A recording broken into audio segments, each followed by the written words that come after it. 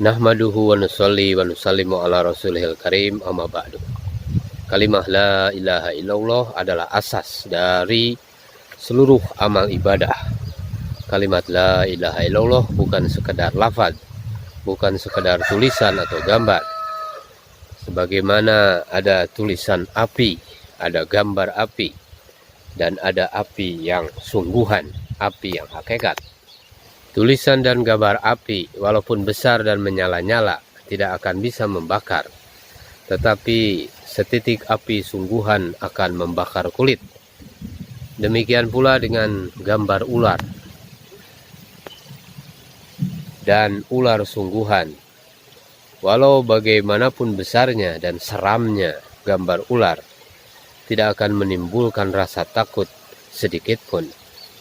Bahkan anak-anak kecil berani merobek-robek dan membakar itu gambar.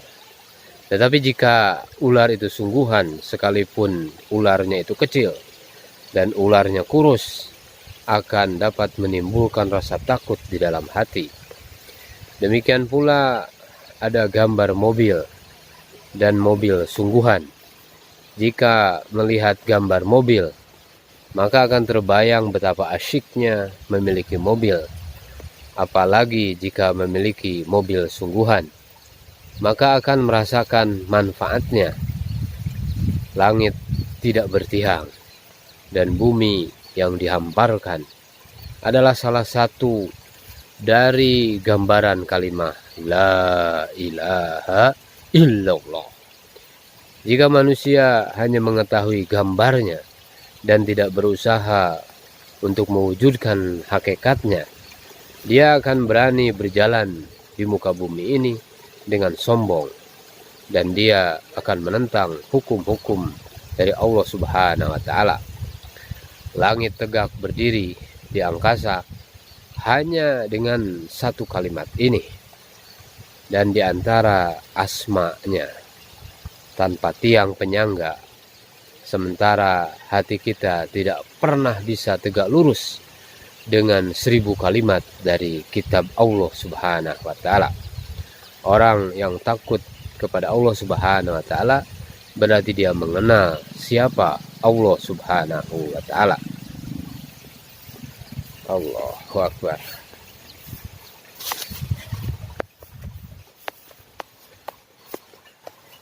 Orang yang tidak merasa dilihat, tidak merasa diawasi, dan tidak merasa dipelihara, serta tidak takut kepada Allah Subhanahu wa Ta'ala, berarti dia tidak mengenal Allah Subhanahu wa Ta'ala.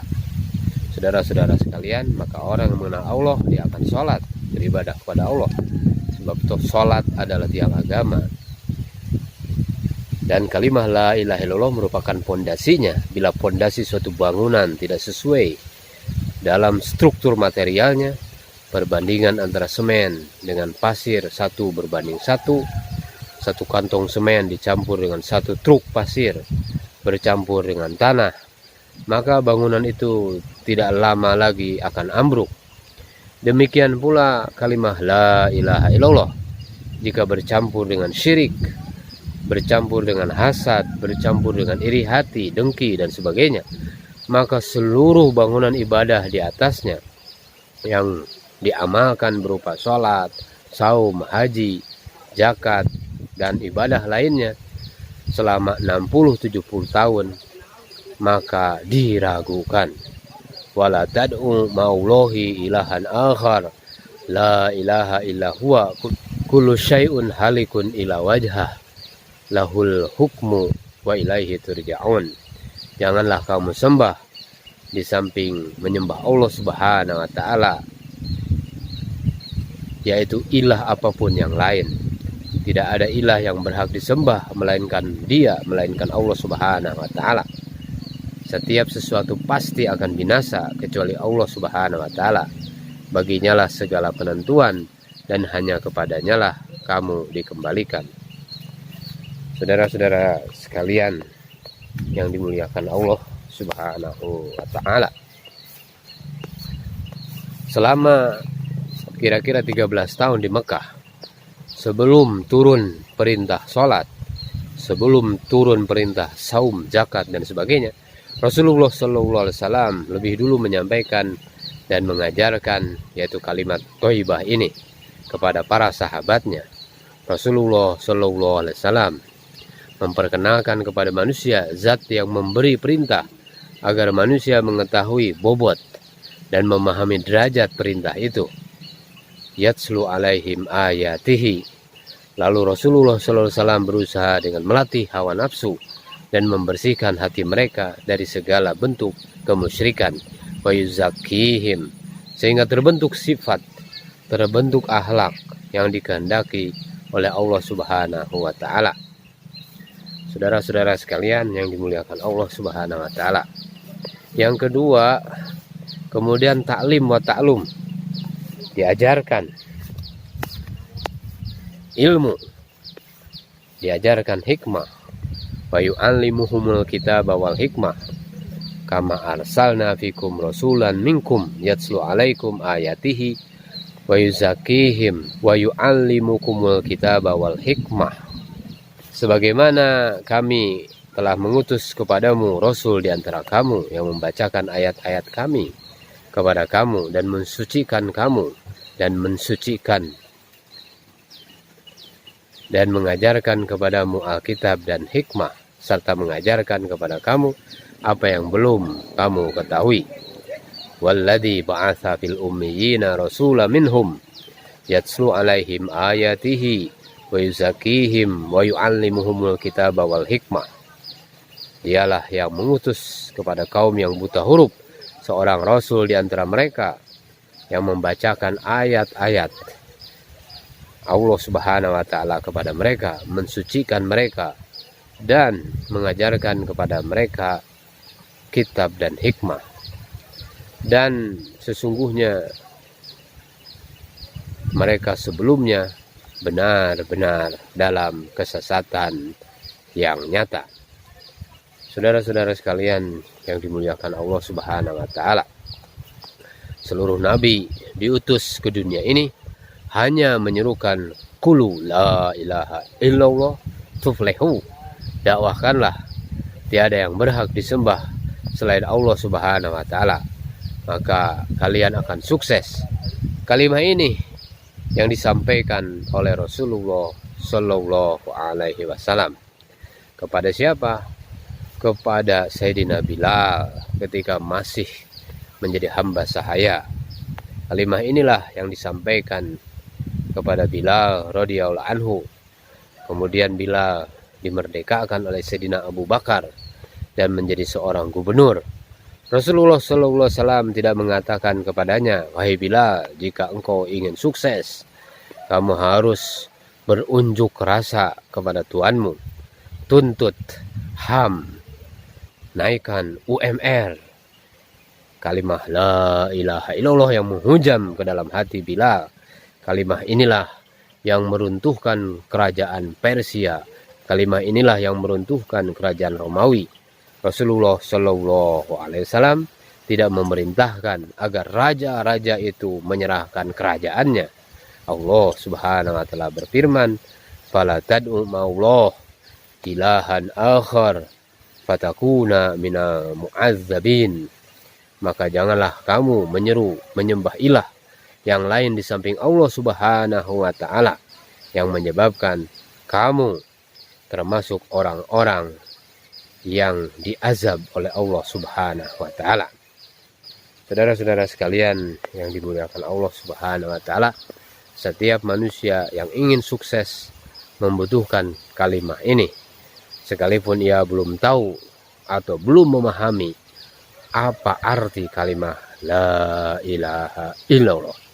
Ketika dilahirkan ke dunia, diajankan pada telinga kanan dan iqamah pada telinga kiri pada saat ijab qabul, dan ketika sakaratul maut ditalkinkan dengan kalimat la ilaha illallah.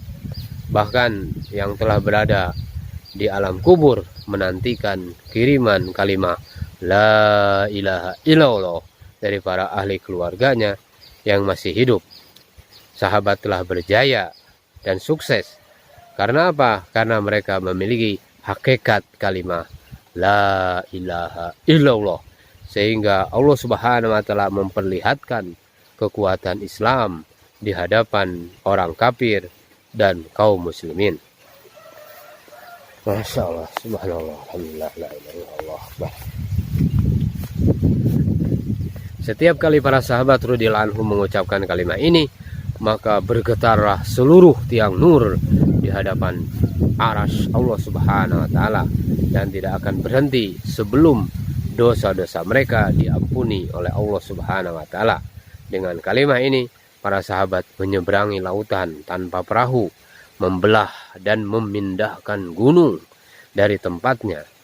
Dari Sayyidina Huzaifah radhiyallahu anhu bahwa Rasulullah SAW bersabda, yang artinya suatu saat Islam akan luntur sebagaimana pakaian menjadi luntur.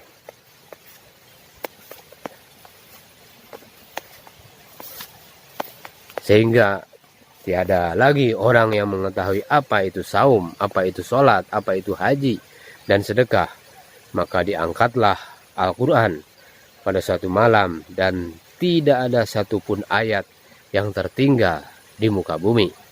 Yang tertinggal hanya beberapa kelompok manusia, diantaranya orang-orang tua yang renta, yang tak berdaya lagi. Dan mereka berkata, kami dapati bapak-bapak kami mengucapkan kalimat la ilaha illallah, maka kami pun mengucapkannya. Hadis riwayat Hakim. Saudara-saudara sekalian yang dimuliakan Allah Subhanahu wa taala,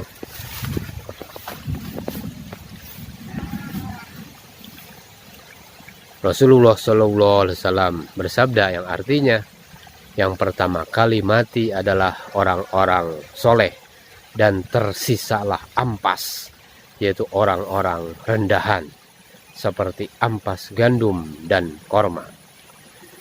Dalam hadis lain dikatakan, tidak akan terjadi kiamat hingga Allah Subhanahu wa taala mengambil ahli kebaikan dan agama dari penduduk bumi, sehingga yang tersisa hanyalah orang-orang yang bodoh, yang tidak mengenal kebaikan dan tidak menolak keburukan.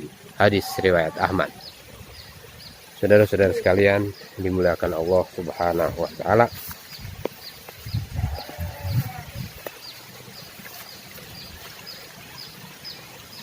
dalam riwayat lain, maka yang tertinggal hanyalah orang-orang jahat saja. Mereka berselisih laksana keledai-keledai yang sedang berkelahi. Ke atas mereka inilah terjadi hari kiamat. Saudara-saudara sekalian yang dimuliakan Allah Subhanahu wa taala, la ilaha illallah adalah tidak ada ilah, tidak ada tempat tumpuan hati selain Allah Subhanahu wa taala. Kemana kecenderungan hati bergantung ketika menghadapi suatu masalah, yang dengannya hati merasa tentram. Jika pada saat lapar langsung ingat makanan, berarti saat itu makanan menjadi ilah. Ketika sakit langsung ingat obat, maka obat menjadi ilah. Atau ketika bangun tidur langsung teringat kepada pekerjaan, kepada urusan-urusan dunia, maka itulah yang menjadi ilah. Seharusnya ketika lapar, maka yang pertama kali terlintas di dalam hati adalah Allah Subhanahu wa taala. Kemudian apa perintah Allah Subhanahu wa taala pada saat lapar, pada saat sakit, dan keadaan-keadaan yang menimpa diri kita? Siapa ilah? Orang yang berada di kantor. Siapa ilah? Orang yang berada di sawah, di pasar, di jalan, atau di dalam setiap suasana dan keadaan.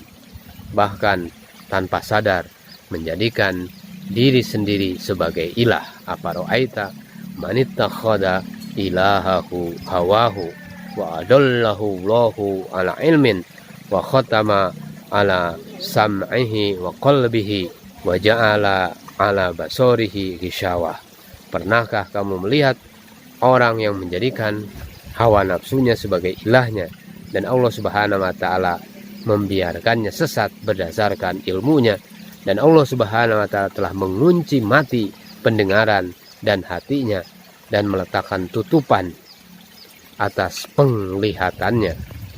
maka siapakah yang akan memberinya petunjuk sesudah Allah Subhanahu wa Ta'ala membiarkannya sesat? Maka mengapa kamu tidak mengambil pelajaran? Saudara-saudara sekalian, di siang ini maka kita belajar bagaimana memahami kehendak-kehendak Allah Subhanahu wa Ta'ala dalam kehidupan kita. Semoga kita menjadi orang-orang yang mendapat petunjuk, dan semoga Allah Subhanahu wa Ta'ala menuntun kita kepada kebenaran dan dijauhkan dari sifat orang-orang yang menjadikan hawa nafsu sebagai Tuhannya. Kita tutup bersama dengan doa kifarat majelis. Subhanallah wa bihamdihi, subhanakallahumma wa bihamdika, asyhadu an la ilaha illa anta, astaghfiruka wa atubu ilaik.